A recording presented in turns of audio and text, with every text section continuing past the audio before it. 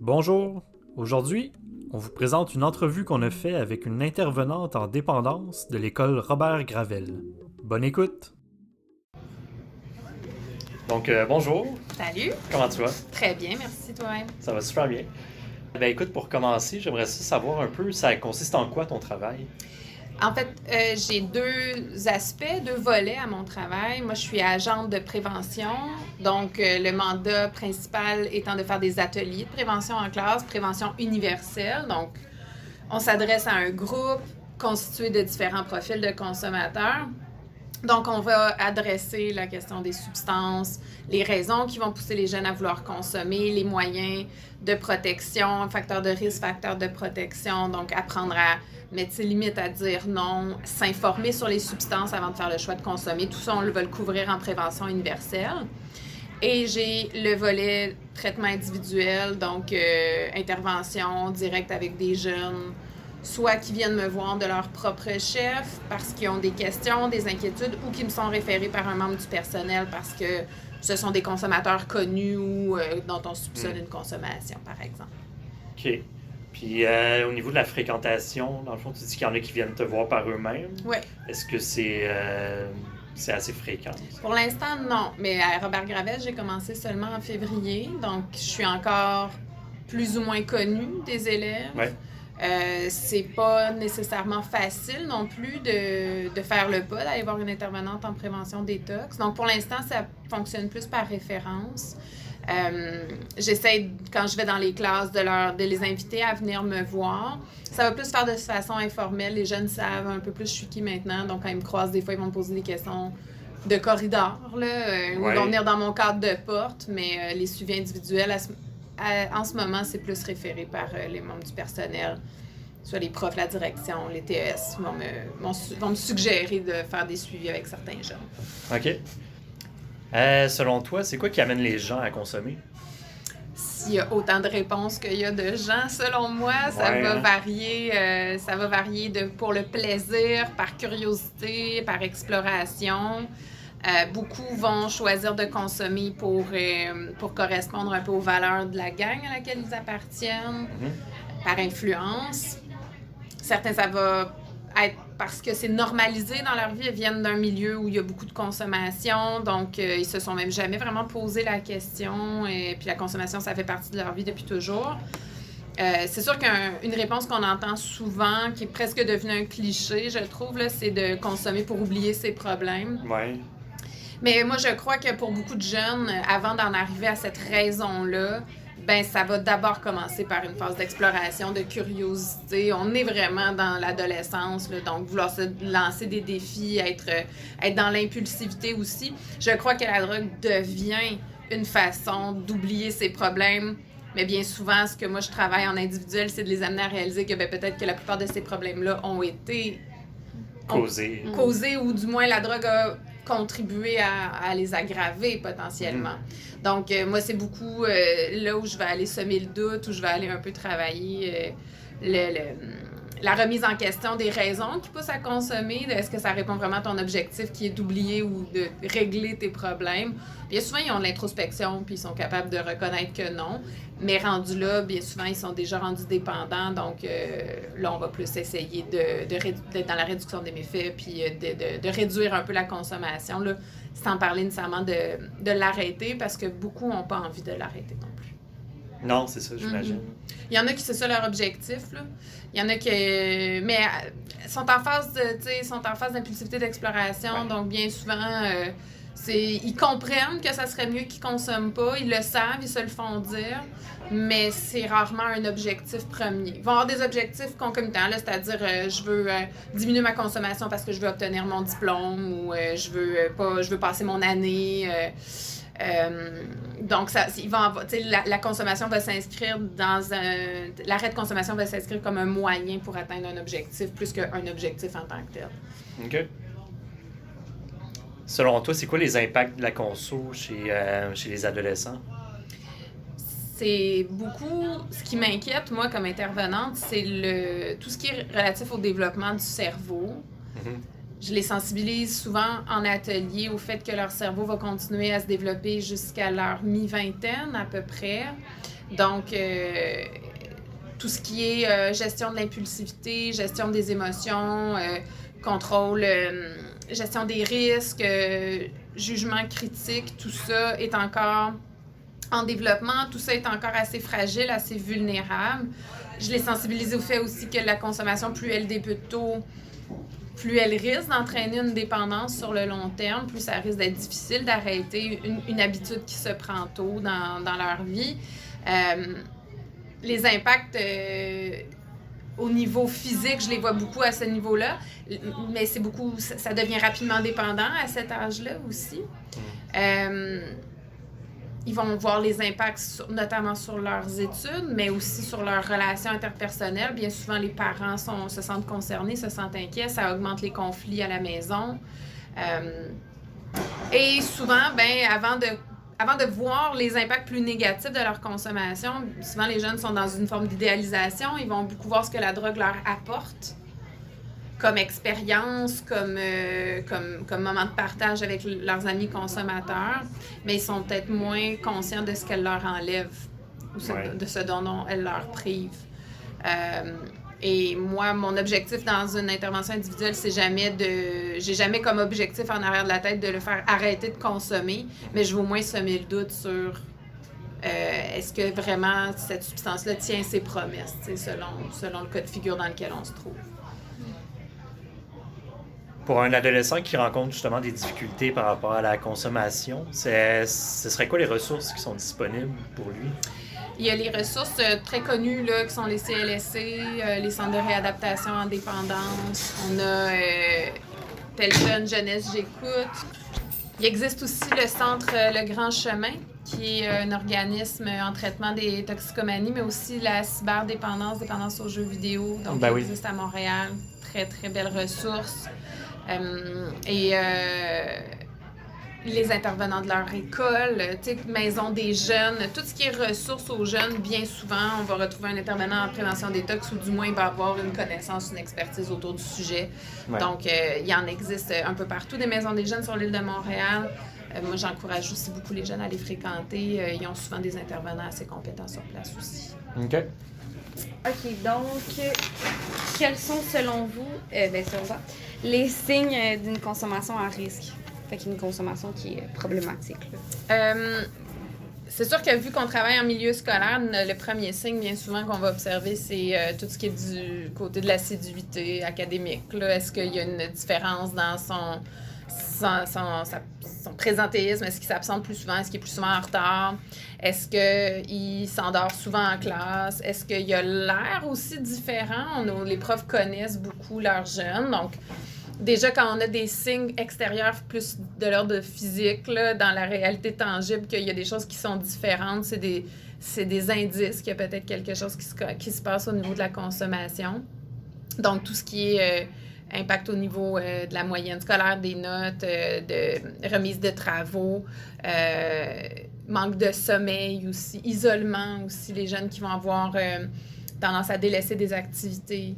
Parce que la dépendance, en fait, donc la consommation à risque qui mène à la dépendance, c'est que tout tourne autour de la substance. Donc, on va s'en rendre compte quand le jeune, justement, va délaisser des activités qui semblaient lui tenir à cœur auparavant, dans lesquelles il s'était engagé, puis qu'il va se désengager. C'est souvent un indice là, que ça peut pas nécessairement cacher de la consommation.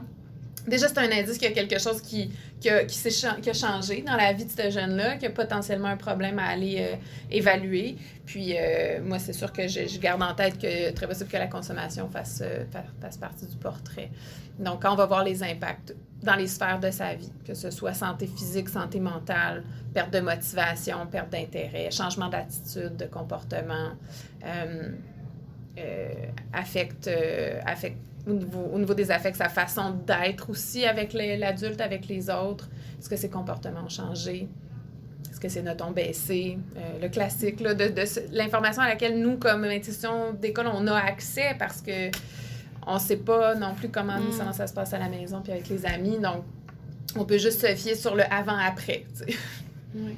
Ça, c'est ma meilleure réponse, mais bon.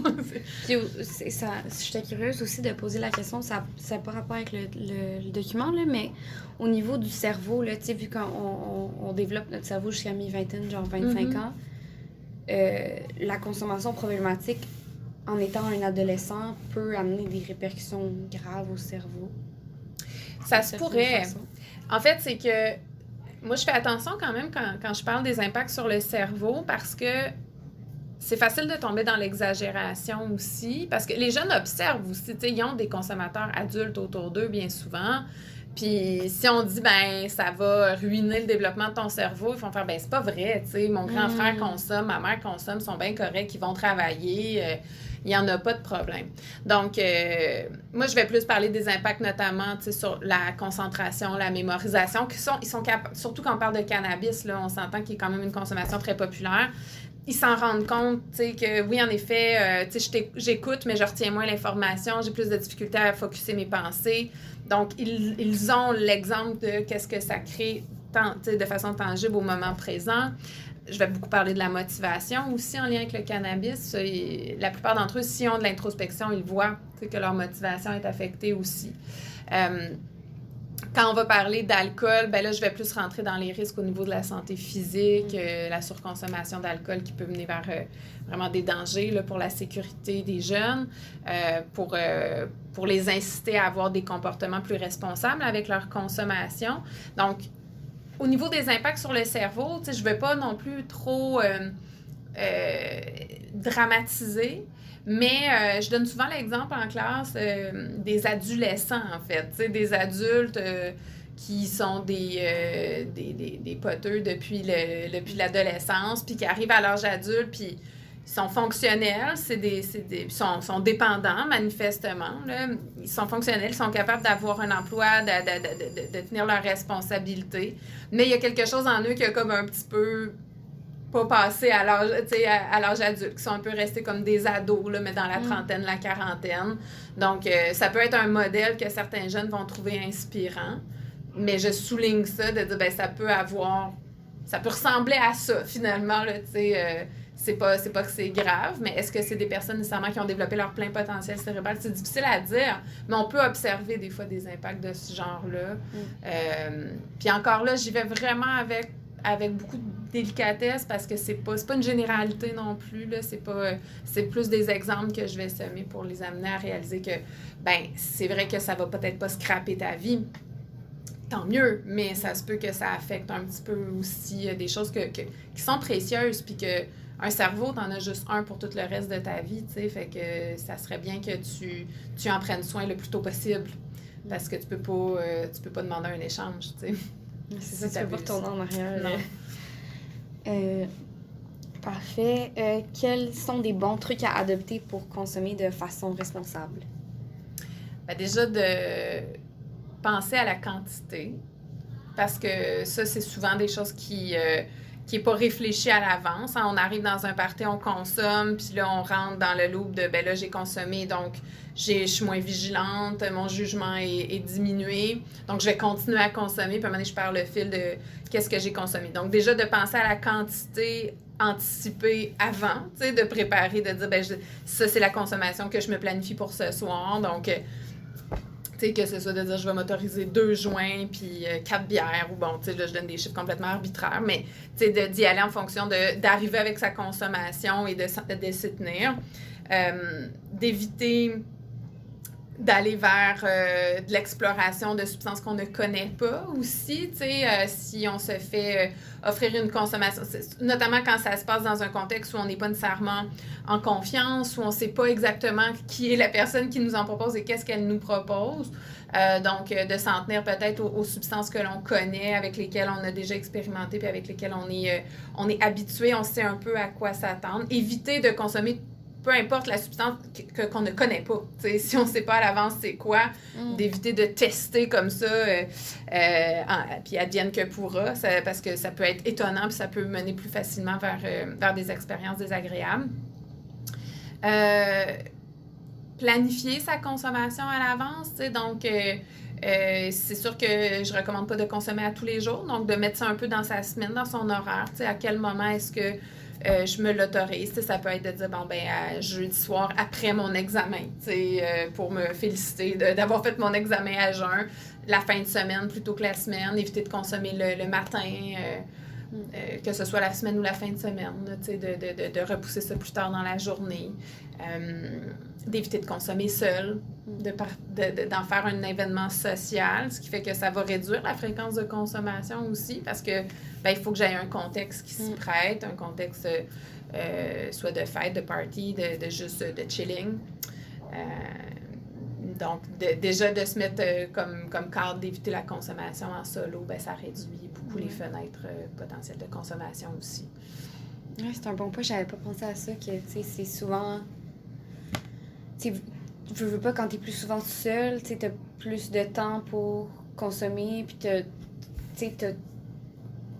tu peux juste décider de le faire n'importe quand, tandis que si tu te le gardes pour des situations sociales, il faut que ça, comme tu as dit, il faut que ça devienne un événement, il faut que ça devienne comme un... C'est une façon de garder le contrôle, parce que souvent, les jeunes qui vont commencer à consommer de façon sociale, quand ils accrochent, là, ils vont se mettre à la consommation en solo, puis là, c'est là où ça switch, que ça devient... Je cherche à m'isoler le plus souvent possible, parce que là, soit que je veux pas que mes amis sachent que je consomme autant, ou soit que j'ai plus de plaisir à être tout seul dans ma consommation parce que je rentre dans une exploration intérieure, ou je rentre dans un état où j'ai pas envie nécessairement d'être entourée.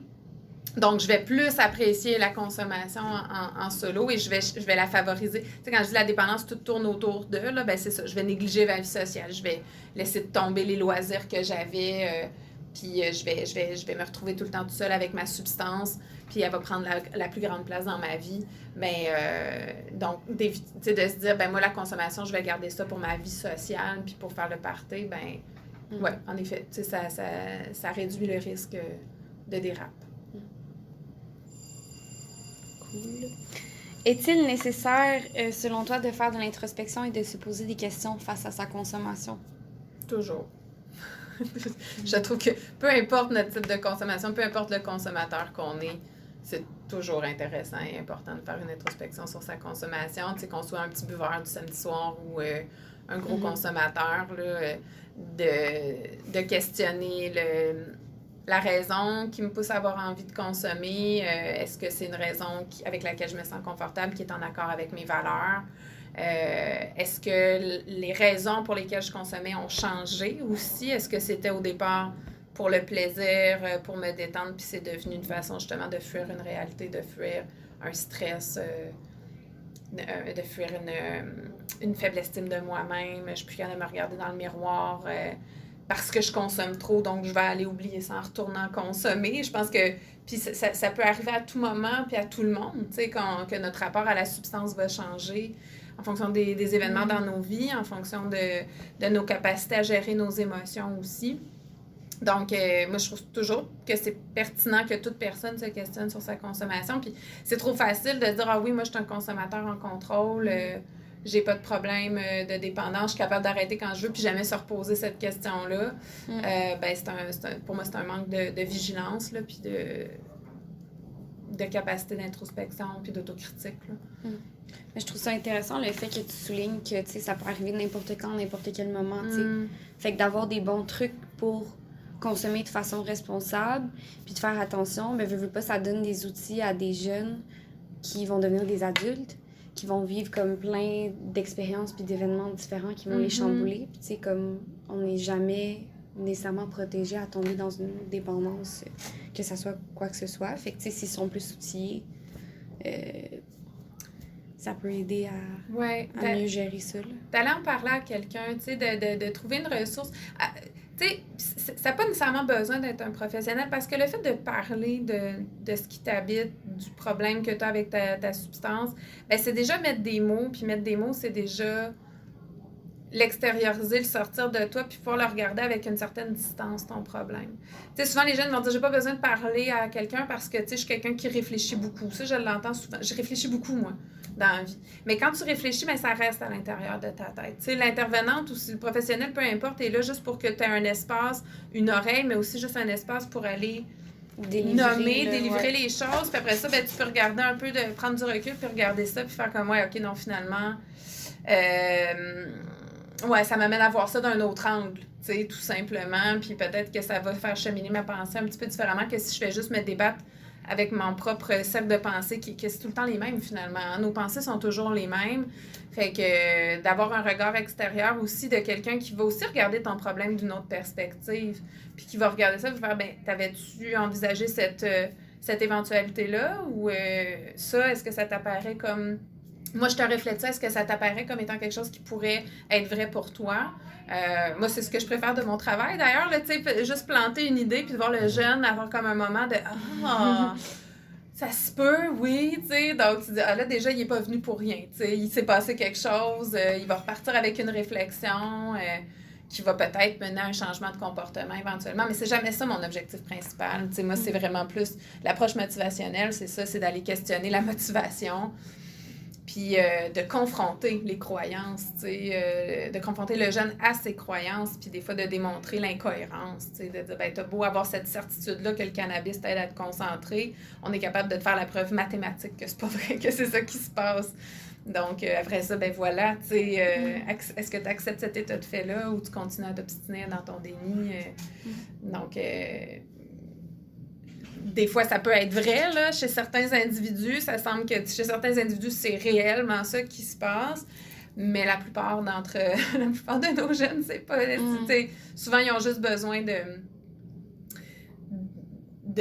regarder ça avec honnêteté, avec l'aide de quelqu'un qui va les forcer aussi à regarder ça avec honnêteté. De dire, on est là pour parler de ça, on est là pour explorer ça, dans le non-jugement, dans aucune tentative là, d'extorquer ou de forcer quelque chose. Moi, je pars tout le temps de la volonté du jeune, puis si le jeune il me dit, moi, le consommer, j'aime ça, puis je vais continuer, ben il n'y a pas de problème. On peut-tu regarder, par contre, à réduire peut-être les risques ou à réduire les impacts que ta consommation va avoir?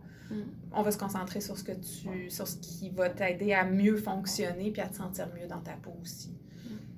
Ben, je pense que ça m'amène à ma dernière question, mais je suis pas sûre. Là.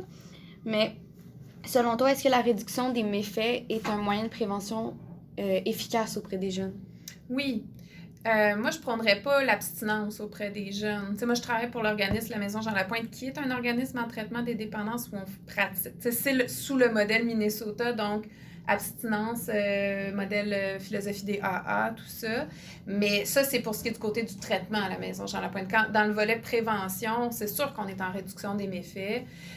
Moi, je vais aborder le modèle Minnesota, la philosophie AA, seulement avec les jeunes qui ouvrent cette porte-là. Tu sais, les jeunes qui vont dire, ben moi, j'aimerais ça, arrêter de consommer carrément. Ou aussi les jeunes qui vont, j'en ai de plus en plus de ça, des jeunes qui vont spontanément me parler de leur vie spirituelle. Donc, leur rapport à la religion, leur rapport à la foi. Parce que ça fait partie de la philosophie AA, là, la puissance supérieure. Donc, des fois, les jeunes qui sont très ouverts à ça ou que je sens que ça fait vraiment, c'est très intrinsèque dans leurs valeurs, ben là, je vais un peu en parler davantage, mais sans jamais l'aborder de, ben c'est ça notre objectif. Moi, c'est la réduction des méfaits qui fonctionne le mieux avec les adolescents parce qu'ils sont de toute façon dans le plaisir. Ils sont dans le moment présent à côté, donc ils vont me dire oui, aujourd'hui, puis demain matin, leur chum va leur présenter un joint, puis ils sont repartis, tu sais, puis ils s'en foutent ils ont oublié de ce qu'on avait convenu hier. Donc, puis pour moi, ben, pour en arriver à prendre la décision d'aller vers une abstinence totale, ben, je pense qu'il faut que tu ailles expérimenter avant. Tu sais, il faut que tu aies fait la démonstration par toi-même puis que la vie t'a démontré que, ben, regarde, la conso, peut-être pour toi, c'est pas une bonne idée. Parce qu'il y en a qui n'auront pas besoin de se diriger vers l'abstinence. Il y en a qui vont être capables de continuer leur vie avec comme la consommation faisant partie de leur réalité puis qui vont être des consommateurs fonctionnels. Peut-être que c'est pas les bonnes décisions pour leur santé physique. Peut-être que ça pourrait mieux se passer au niveau de leur santé mentale, mais ça demeure que, grosso modo, il n'y a pas de problème majeur. Donc, où serait l'intérêt d'arrêter pour eux s'ils trouvent du plaisir au final? Donc, la réduction des méfaits, c'est justement que ça demeure un plaisir, que ça demeure quelque chose qui